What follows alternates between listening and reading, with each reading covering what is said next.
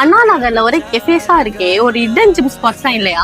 அண்ணா நகர்ல hidden gym ஸ்பாட்ஸா இல்ல, நிறைய ஸ்பாட்ஸ் இருக்கு. அது பட்ஜெட்டாவே இருக்கு. இப்ப நான் சில ஸ்பாட்ஸ் கூட்டு போறேன். அப்கமிங் வீடியோஸ் வந்து நான் பேலன்ஸ் ஸ்பாட்ஸா சொல்றேன்.